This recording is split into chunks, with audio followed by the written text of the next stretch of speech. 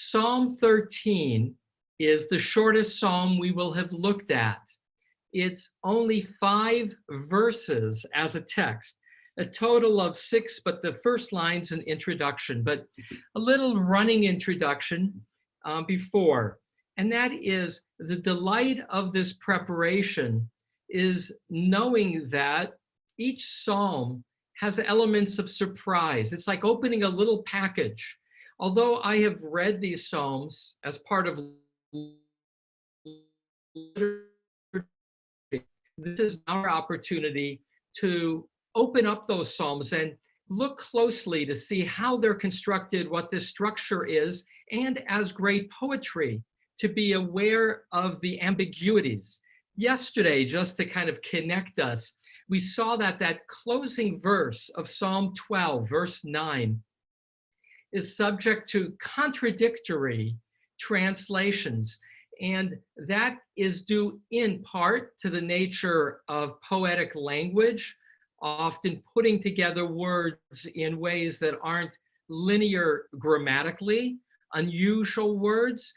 Some scholars in that regard said it may be a corrupted text, but there's another way to look at the last verse of Psalm 12, and that is as a paradoxical ambiguity, meaning containing even contradictory expressions of both hope and frustration in that case. Likewise, now to focus on Psalm 13, that very short but hard-hitting psalm, you will see as I read it to you that the final verse, verse 6, is different than what comes before. Some scholars will say it got tacked on, but most scholars see it as providing either a resolution or a tension. And to some degree, whether you see it as a resolution or a tension is a product of worldview. Last comment before beginning to read it, and that is, what is a psalm? A psalm is a prayer. It's an expression to God of what's on somebody's heart. There's a prompt, but it comes to engage God in a conversation.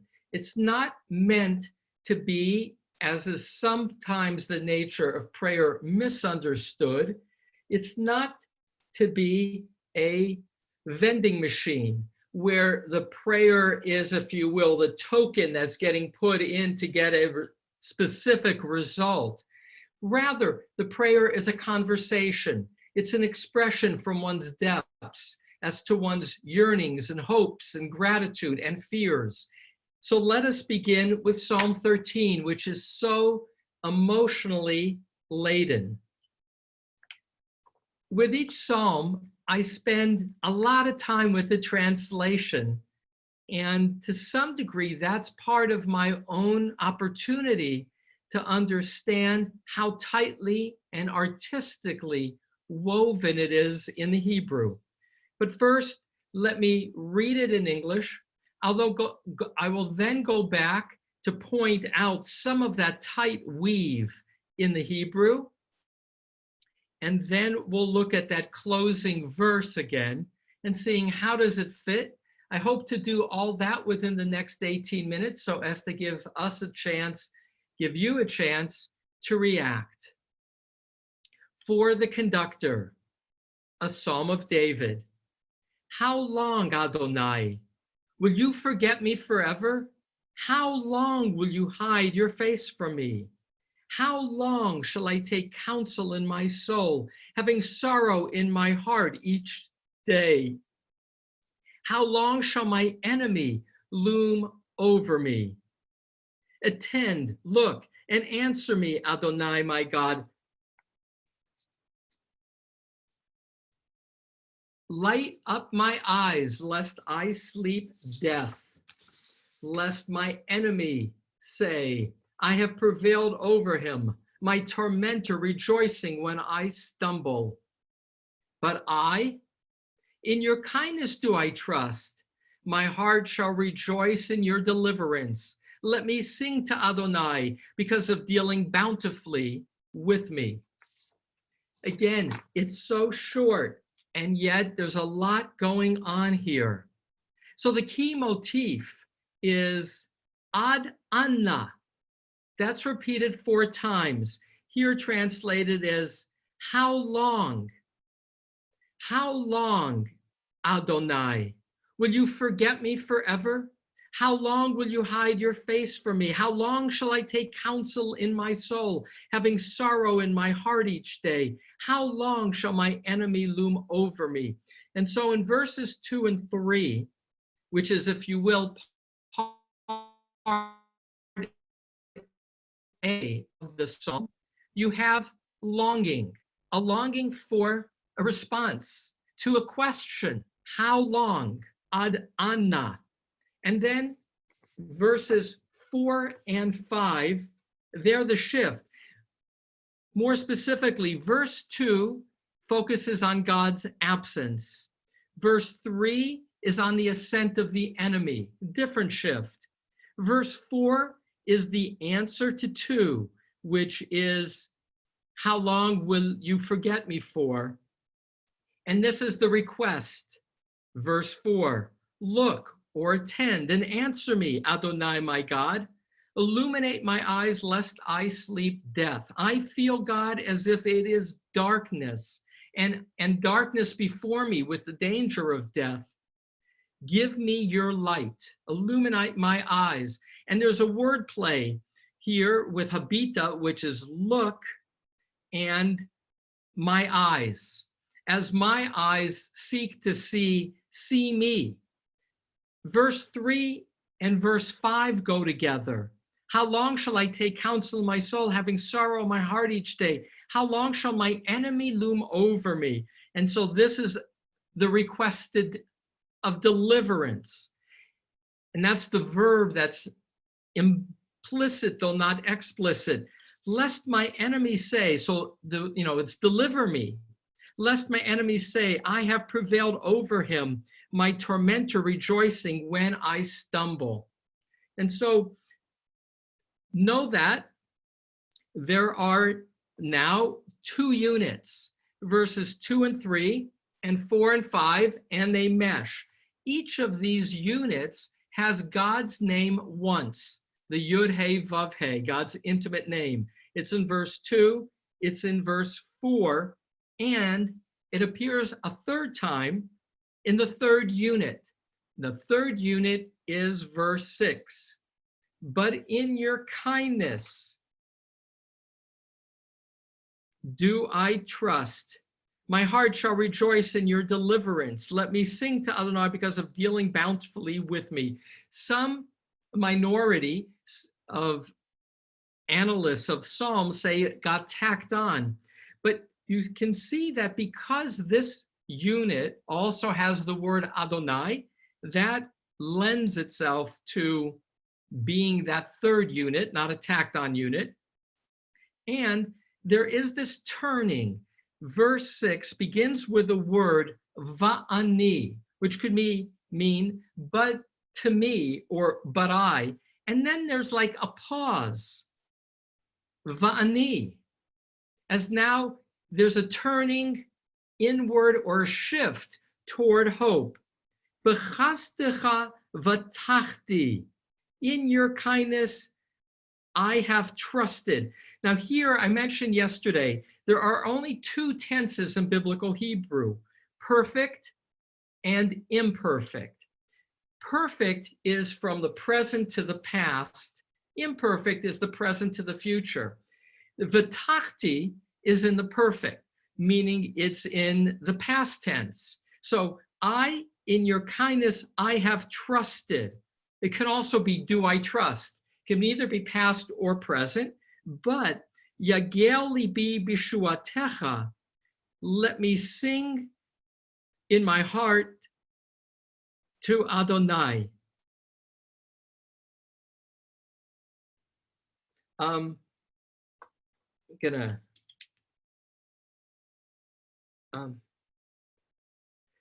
What you have here is a shift. Now it's imperfect. It's either future or it can be just of let me sing. Couple more comments, and then we'll refocus on verse 6. And that is, what's the prompt for this? We don't know. Classically, because it's a psalm for David, some of the commentators traditionally say it's King David having a prophecy of the future, that this is the psalm of being in galut, in dispersion. King David creates a psalm, those commentators would say, to be chanted by the Jews in dispersion after the exiles. And the four anas that get repeated 4 times represent 4 exiles that Israel would have in the future.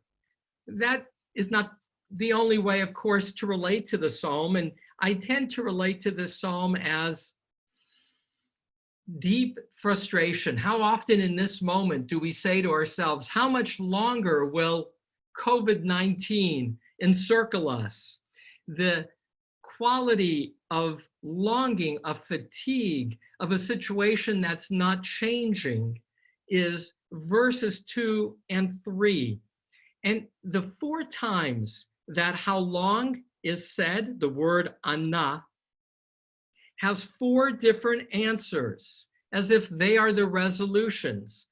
Here are the 4 verbs, 3 explicit, 1 implicit. Verse 4, habita, look, aneni, answer me.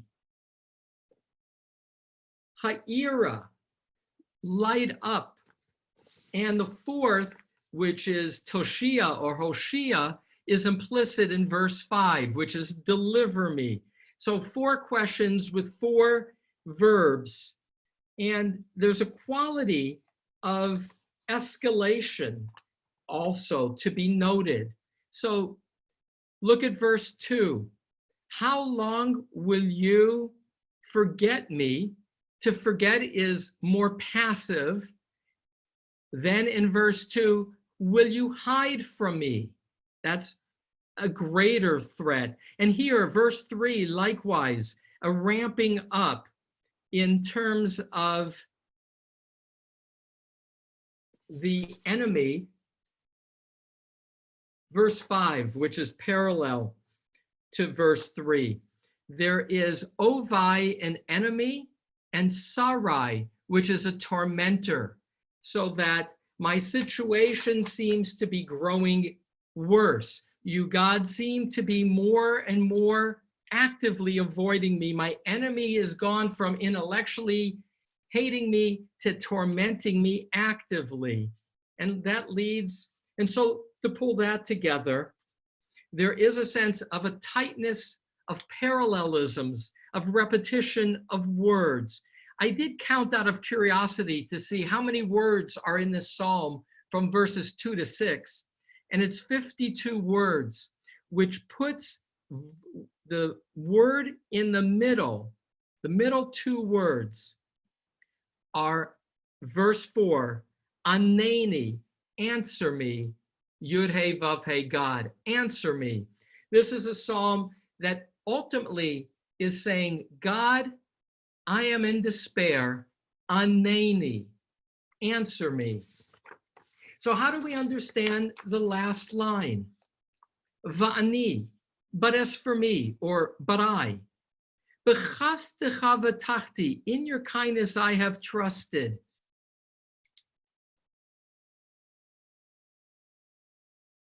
My heart,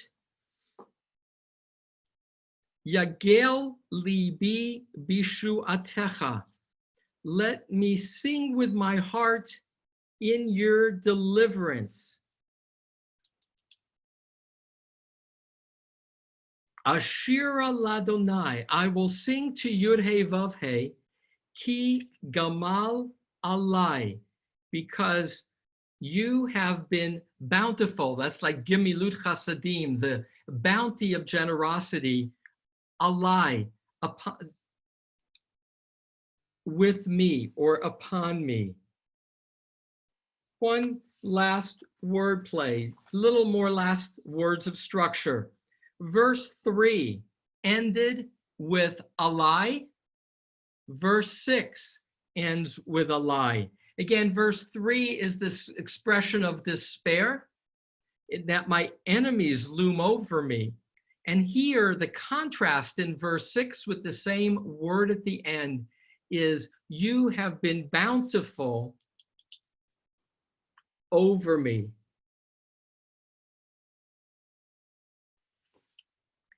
And so this last verse for me rings as a shift in the mind of the a shift in the mind of the psalmist. You understand it. When one prays, one speaks from one's depths, unfiltered honesty. Here, unfiltered longing expressed to God, a longing of despair. How much longer? Ad anah. But once having articulated the need, both in terms of the absence of God and the enemy, and having asked for God to respond, there's a sense of catharsis and even some element of closure in terms of the need to articulate the longing that allows that shift to remembering kindnesses of the past. And with that, the looking forward with the hope of deliverance. And yet the tension remains, because in the next moment, the Psalter can flip back to saying, but it hasn't happened yet. But that's the nature of prayer. With prayer, we gain clarity, we gain catharsis, and we gain hope.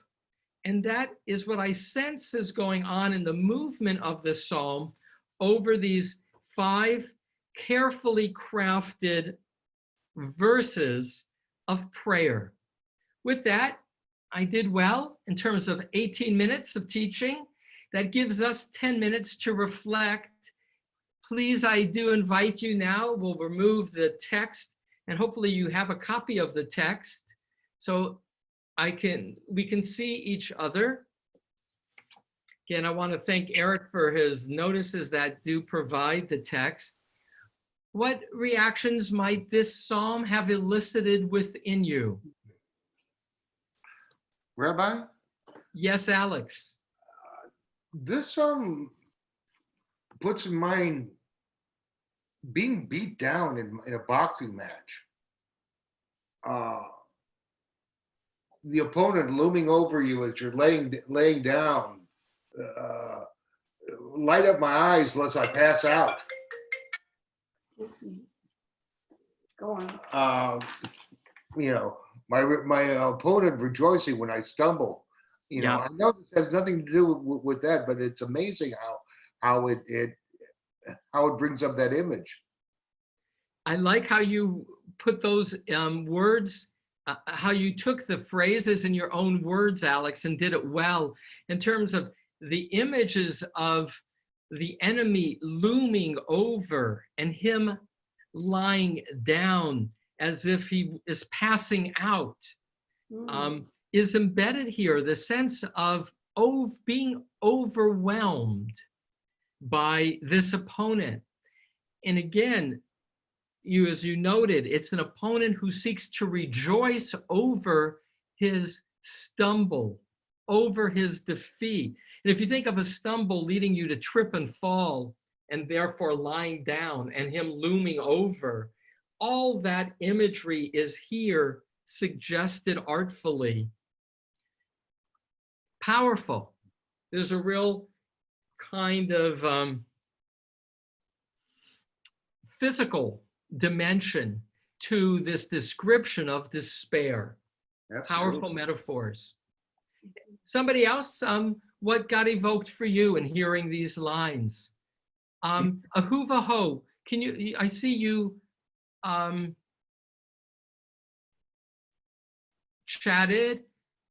And Ahuva writes, and you might add, sometimes an imperfect verb serves as present tense. Yes, so in verse 6, Yagel, my heart is happy, rejoice, can either be present or future. So I want to emphasize that insight, and you can add as I respond to this. And that is, Yagel libi b'shuatecha in the verse 6 can be either, my heart rejoices in your deliverance, or may my heart rejoice in your deliverance, or my heart shall in the future rejoice in your deliverance. Because again, in Hebrew, as Ahuva notes, the imperfect is present to future, but you don't know if it's focused in the present or the future. Hence, the variety of different translations, because again, you can go either way. Pat writes, there seems to be quite a range of thought in this psalm. He goes from feeling of abandonment to remembrance of his past deliverance. And that's something also I'll look to just expand on. And that is sometimes in our greatest moments. So what do we say now in this moment of COVID-19? This too shall pass, for in the past, the plagues have always gone away. You just got to hang in there. So that when we look to the past, there can be a source of hope for the future, for the need for, the opening question, how long, Adonai? Which is, my endurance is limited. And the answer is, hang in there. In the past, this has been resolved. Other reactions, either by chat or weighing in verbally? Mimi? Rabbi? Go ahead, Mimi. I often think of things as happening because they're going to happen in this world, thinking of the scientists and all of that. Yet, I think this psalm asks God to counsel those who are working to alleviate what's going on. So it's God can't repair it himself, but he can counsel, he can work with, hopefully they would take advice from. That's not a good word, but I can't think of the right word.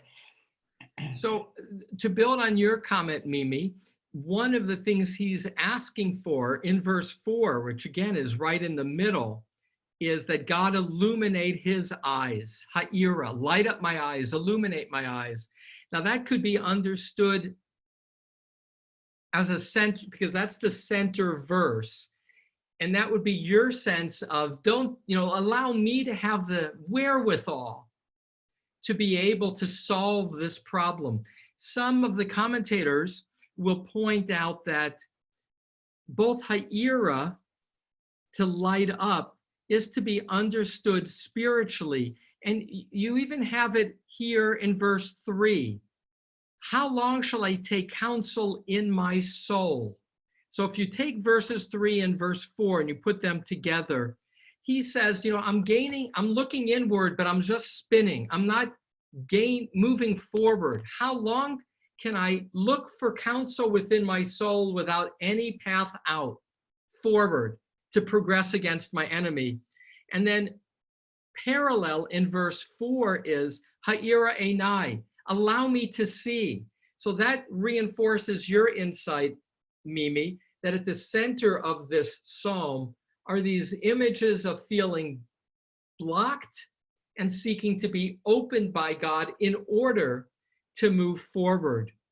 Here's another nice little play, and I'll see there's another chat, because again, it's so artful. Look at verses 5 and 6, and the word yagel and yagilu. So here's again another parallel. Verse 5, my tormentor seeks to rejoice. And verse 6, let me rejoice in your salvation. Same word being used. Merrill Levitt writes, I'm sorry, I'll keep going. I didn't read the red. It evokes sadness. how David has to continue to plead, but he stays faithfully and strong.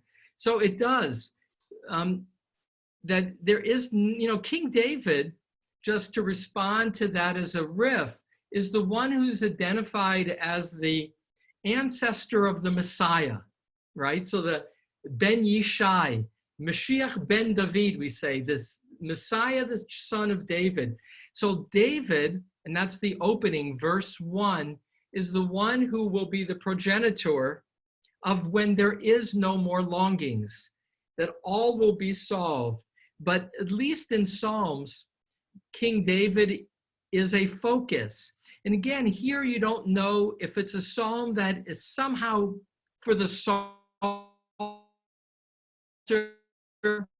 evokes the life of it, or is it a psalm by David, prophetically anticipating a future of Galut? Last, pull this together.